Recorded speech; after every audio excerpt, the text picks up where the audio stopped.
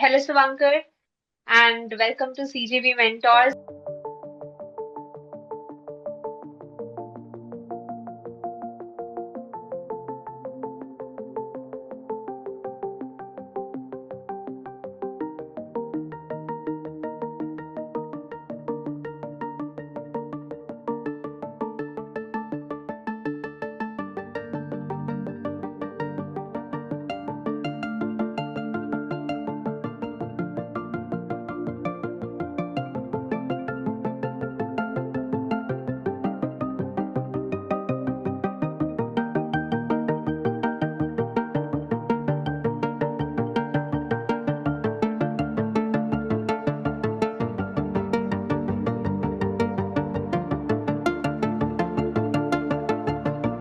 And many, hello many ma'am. congratulations for your selection in SBI PO.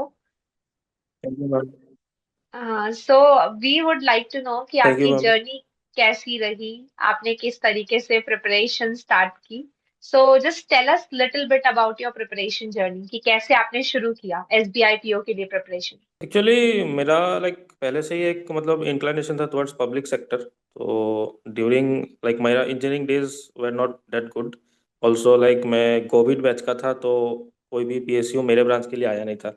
तो उसके बाद मैंने IT sector, private sector join किया था। तो 2023 में मैंने डिसाइड किया कि मैं छोड़ के बैंकिंग, एसबीआई आईबीपीएस इनका तैयारी स्टार्ट करूंगा।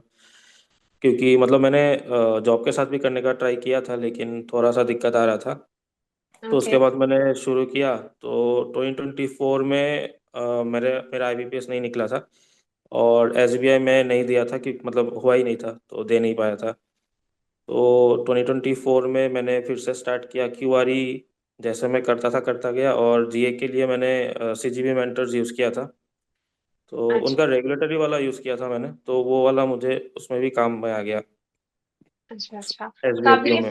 फेज वन के लिए अगर मैं स्पेसिफिकली बात करूं एसबीआई पीओ के लिए तो आपके सोर्सेस क्या रहे, जैसे क्यूआरई गेम चेंजर होता है, राइट? हाँ। सो क्यूआरई में आपका ऑलरेडी एक बैकग्राउंड था या फिर आपने कुछ सोर्सेज यूज करके उसको एम्प अप किया, तो आपकी स्ट्रैटेजी क्या रही क्यूआरई के बारे में?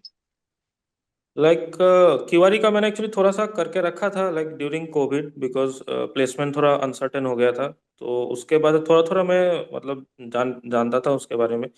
तो उसके बाद सीजीबी मेंटर्स का जो भी यूट्यूब चैनल में वीडियोस आते थे प्रैक्टिस के, वो मैंने फॉलो किया था, और दो चार चैनल अलग से किया था। तो ताकि मैं थोड़ा सा वो सिलेबस कंप्लीट हो जाए। उसके बाद तो मैंने कम्प्लीटली मॉक्स ही दिया फेज वन ओके. के लिए। सो मीन्स आपने मॉक्स के थ्रू अपनी स्पीड को एनालाइज किया कि क्या आप वो यस मैम। चीजें with in time frame and with accuracy कर पा रहे हैं या नहीं, यस मैम। राइट? हाँ. और फेज टू के लिए जब मैं अगर इंग्लिश डिस्क्रिप्टिव की बात करती हूँ तो क्या आपका कोई अलग इसके बारे में स्ट्रैटेजी थी या फिर आप इसके लिए ऑलरेडी प्रिपेयर्ड थे? उसका डिस्क्रिप्टिव थोड़ा सा अलग था। जैसे कि मैंने कभी भी ईमेल राइटिंग, सिचुएशनल एनालिसिस, ये सब कभी सुना भी नहीं था, कभी किया भी नहीं था। ओके. ईमेल तो नॉर्मल जो लिख देता था वही था। हम्म. तो वो थोड़ा सा देखा, लेकिन एक चीज मैंने रियलाइज किया कि प्रीलिम्स ज़्यादा टफ है मेन से। ओके. ये मुझे मतलब मैं वो रेडिट वेडिट पढ़ता पढ़ता रहता था, तो वहां से भी मुझे बहुत लोगों ने बहुत लिखा था वहाँ पे। लेकिन मुझे भी फील हुआ कि प्रीलिम्स में अगर हम लोग परसेंटेज ऑफ मार्क्स देखें, प्रीलिम्स में ज़्यादा स्कोर करना पड़ता है कंपेयर टू मेंस।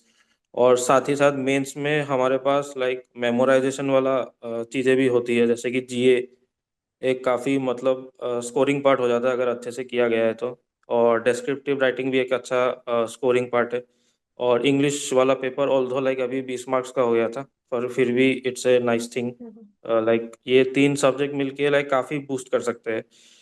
तो मैंने इन पे मेंस के लिए इन पे ज़्यादा फोकस किया था। और सिंस मुझे ईमेल राइटिंग ये सब नहीं आता था, तो थोड़ा बहुत यूट्यूब से देखा। Okay. Okay. And current affairs के लिए बिकॉज वो काफी डायनेमिक होता है, बहुत सारे फैक्ट्स होते हैं, फिगर्स होते हैं. सो एक जो दिक्कत सभी को आती है, जैसे कि आपने बताया कि आपने सीजीबी मेंटर्स का रेगुलेटरी वाला करंट अफेयर यूज किया and that is very good to hear. But मैं यहाँ पे एक चीज जानना चाहूंगी, जैसे बहुत सारे बच्चों का ये प्रॉब्लम होता है कि डेटा इतना सारा है करंट में, हम उसको रिटेन कैसे कर पाए, revision is the problem for many people, right? So वो हाँ जो मैम। रिविजन वाला प्रॉब्लम है, आपने उसको कैसे टैकल किया अपने एंड पे? मेरा कोई स्मार्ट स्ट्रेटेजी तो नहीं था, मतलब मैं बस बार बार रिवाइज ही करता था, बस मुझे वही आता है। ओके। मैं 2 बार 3 बार 4 बार पढ़ता ही रहता था ऑलमोस्ट डेली का। तब तो मैं अनएम्प्लॉयड था, तो और डेली का 5 घंटा मैं देता था जीए के लिए। ओके। Since okay. मतलब थोड़ा लाइक रेगुलेटरी का जीए थोड़ा ज़्यादा बड़ा होता है एक्चुअली, तो करेक्ट। वो तो मैं 5 घंटा पढ़ता था। तो उससे हो गया था मेरा, कोई स्मार्ट स्ट्रेटेजी वैसा कुछ मुझे दिखा नहीं, और मुझे जचा भी नहीं। और बाकी अगर मुझे अगर किसी दिन अगर मुझे आलस फील होता था तो मैं एमसीक्यूज देता था। Okay. But that is, I also second that कि कोई ऐसा स्मार्ट स्ट्रैटेजी होता नहीं है, रिविजन का कोई और ऑल्टरनेटिव हो ही नहीं सकता, राइट? मैम अगर लेकिन आप, जो हाँ, टॉप 100 वाला जो आता है सीरीज सीजीपी मेंटर्स जी, का, वो काफी बढ़िया है। ओके। उसमें काफी क्वेश्चंस कॉमन भी आ जाते हैं कभी कभी। एक हम्म। मतलब अच्छा खासा आता है वो भी काफी रिवीजन में काफी हेल्प होता है वो। अगेन वो सुनकर हमें बहुत अच्छा लग रहा है कि हमारा कुछ कंटेंट जो बनाया गया है, that is helping you a lot. Yes, top 100 MCQs आपके रिवीजन के लिए बहुत अच्छा है, because that helps you in revising so many things at one place at one go, right? Yes ma'am. But अच्छी बात है, करंट अफेयर्स में we also teach the students कि भाई आपको वही चीज बार बार रिवाइज करनी चाहिए, बिकॉज उसका कोई ऑल्टरनेटिव नहीं है। एंड एज यू सेड कि आप एक बड़ा डिस्प्रोपोर्शनेट टाइम जीए के लिए देते थे, that is yes five ma'am. Hours right? So yes yes, ma'am. आपको देना ही पड़ेगा because competition is like really huge. So हाँ, और ग्रेट। ये मेंस में क्वांट एसबीआई का क्वांट और रीजनिंग भी मैं बोलूंगा काफी अच्छा खासा टफ आता है। तो आपको ओके। कोई ना कोई स्ट्रॉन्ग एरिया चूज करना ही पड़ेगा। या तो आप हम्म। इन तीनों को स्ट्रॉन्ग कीजिए, या फिर क्वांट एंड रीजनिंग। तो मैंने इन तीनों को चूज किया, इंग्लिश, डिस्क्रिप्टिव इंग्लिश और जीए। अब सबका, अब अगर हम्म। कोई और दूसरा चूज कर सकता है तो free, they are free to do. Great. So ऐसा कोई टिप्स जो आप फ्यूचर एस्पिरेंट्स को देना चाहेंगे, जो भी एसबीआई पीओ के लिए, आईबीपीएस पीओ के लिए प्रिपरेशन कर रहे हैं, उनको कोई एक बात जो आप अपने एक्सपीरियंस के बेसिस पे बताना चाहेंगे, प्लीज? कुछ टिप्स अगर देना चाहो तो एक चीज, एक सबसे ज्यादा इम्पोर्टेंट तो है कि ईगो को साइड में रखिए। ये एग्जाम टफ क्वेश्चन सॉल्व करने वाले को कोई एक्स्ट्रा मार्क्स नहीं देता। Always be hmm. सिलेक्टिव, और मॉक्स भी दे जब भी अटेम्प्ट करोगे तो अपना वो स्किल होन करो कि इजी क्वेश्चन निकाल पाओ।